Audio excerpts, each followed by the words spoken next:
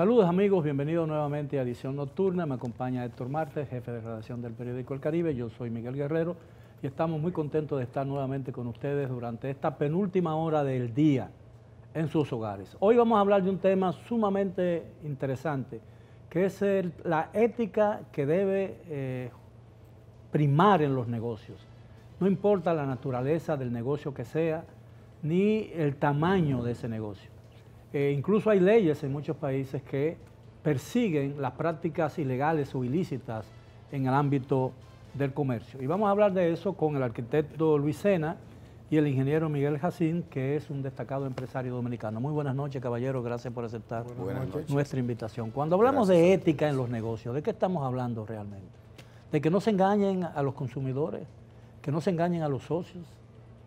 Bueno, cuando hablamos de ética, en sentido general, estamos hablando de la práctica de las relaciones entre las personas que refleja una moralidad de esas personas. Y un respeto a la persona. Y por lo tanto, hay culturas que tienen muy poco respeto por las personas y hay culturas que tienen mucho respeto por las personas. Entonces, obviamente, la ética en los negocios, en una cultura que respeta al ser humano y a las personas, va a ser una ética diferente de culturas que menosprecian a las personas.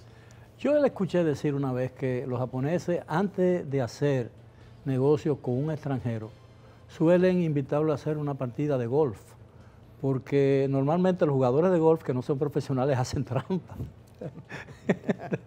Y eso es una forma de ver si la persona con quien se va a asociar suele hacer trampas. Si hace trampas en el golf, puede hacerlo en cualquier otra actividad, ¿no le parece? Pero eso que acaba de decir Luis tiene una implicación, y es que todo comercio, todo negocio, toda ética, o más bien todo negocio o toda actividad comercial tiene detrás una ética y como tal tiene un principio religioso. Aunque el que esté haciéndola no esté consciente de que tiene un principio religioso, porque sus valores éticos van a estar introducidos en el comercio al que él se dedique. En el caso de un cristiano, su norma deberá ser la palabra de Dios, guiarse según los principios de la palabra de Dios, teniendo en cuenta la alta estima de las personas que fueron hechas a imagen y semejanza de Dios y que por lo tanto merecen un respeto en todos los sentidos, sobre todo en cuanto al servicio, la calidad, en cuanto a lo que tú dices en la etiqueta del producto que el producto debe tener. Es decir, hay un trasfondo religioso detrás de toda ética. Pero usted utilizó un verbo que a mí me parece muy apropiado. Si es cristiano, deberá hacer eso, no necesariamente. Fue a propósito que lo usé. Bueno, porque fíjese, por ejemplo, debido a la tradición histórica y la influencia del cristianismo en los países de Europa del Norte, hay un consenso cultural en la ética de trabajo y la ética de hacer negocios, de hablar la verdad. No es que ellos son buena gente, ni todos son cristianos, es que heredaron una tradición cultural que se enfoca en darle alto valor a la verdad y por lo tanto no hablar mentira. La mentira es algo que muy despreciada. Y eso tiene influencia entonces, por ejemplo, en el mercadeo, en las etiquetas de los productos, en toda la relación comercial. Pero esas normas éticas que rigen un negocio deberían estar escritas en algún documento, ¿verdad? Porque si se deja a la libre decisión de cada quien, eso puede ser muy subjetivo.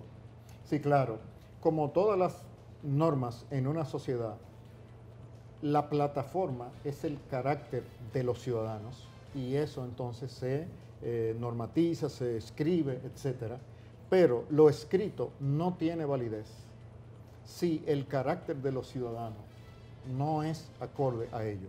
En un país donde la ética de los ciudadanos se caracterice, por ejemplo, por el tigueraje, por más diáfanas que sean las leyes y más estrictas y bien diseñadas, no se van a cumplir.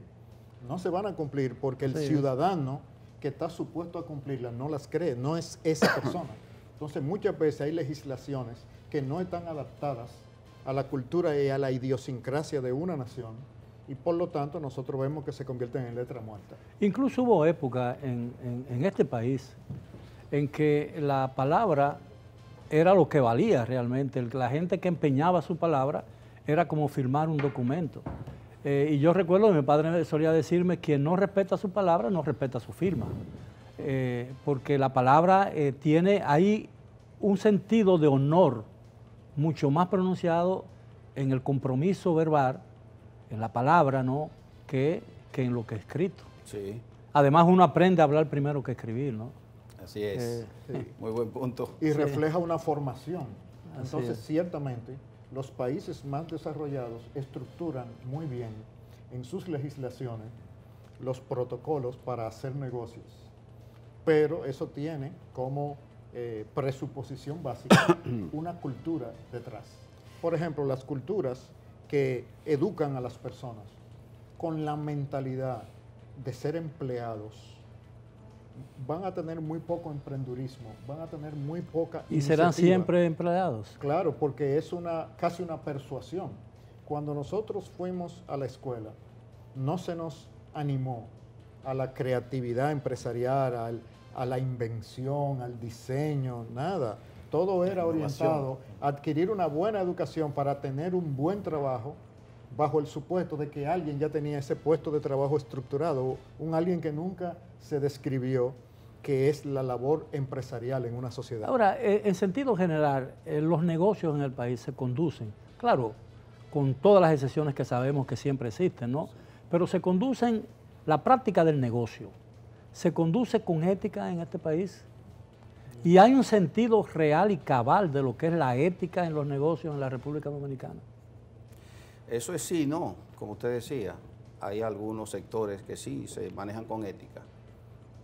Hay otros que no. Por ejemplo, en el sector donde yo me desenvuelvo, que es en la producción de productos químicos y ventas, particularmente a clientes como hoteles y eso, el trabajo de venta es difícil porque existe el concepto, que no es un secreto, de si tú no me das una comisión, yo no te compro. Entonces, tu producto puede ser de excelente calidad.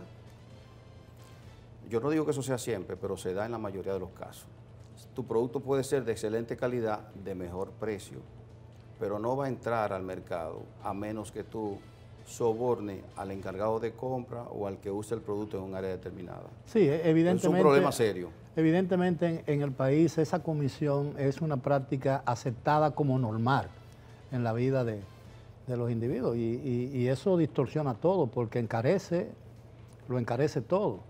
Lo encarece al que compra y lo encarece y hace difícil al que vende, por lo que usted dice, y finalmente el consumidor final siente los efectos de esa práctica.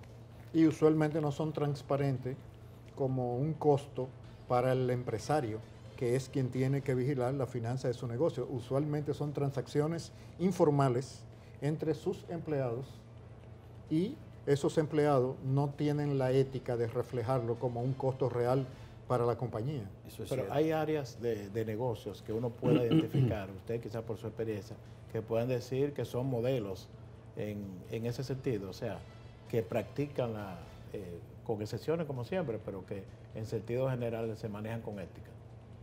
Bueno, es muy difícil señalar un área en particular, porque el análisis es que es la cultura dominicana y somos dominicanos y tenemos una idiosincrasia. Eso se refleja en todas las prácticas, en todas. Así es. No es posible señalar una donde no esté nuestra idiosincrasia y nuestro carácter cultural. Entonces, ¿cuál es nuestro carácter cultural? El de sacarle ventaja al prójimo, el de sacarle ventaja al otro, el esquema de que la sangre pesa más que el agua. Si somos familia, yo te trato con cierta condescendencia, pero si no somos nada, ni ente ni pariente, como dicen, entonces ya hay otra ética. Es decir, en ese entorno es muy difícil realizar en sentido general. Hay personas que sí tienen un carácter moral y cumplen su palabra, y aunque no están ilustrados, vamos a decir así, en una ética en particular, por consenso cultural de su formación familiar, pues la usan. Pero en general, la nación nuestra, como cultura, refleja esa idiosincrasia en todo. Bueno, se nota, por ejemplo, en muchos negocios todavía, eso se está disminuyendo aparentemente y ojalá desaparezca para siempre. La gente te dice, si me paga con cheque o me paga en efectivo, te elimino el ITEVI. A mí me lo han dicho en muchas oportunidades. Naturalmente, cada vez que me dicen eso, yo a veces me siento no tentado de aceptarlo, sino lo rechazo, primero porque no van con mi norma y además porque no sé si me están tirando un gancho, ¿no? Pero si ustedes me lo permiten, tenemos que hacer una breve pausa, regresamos después de ella. Por favor, continúen con nosotros en Edición Nocturna.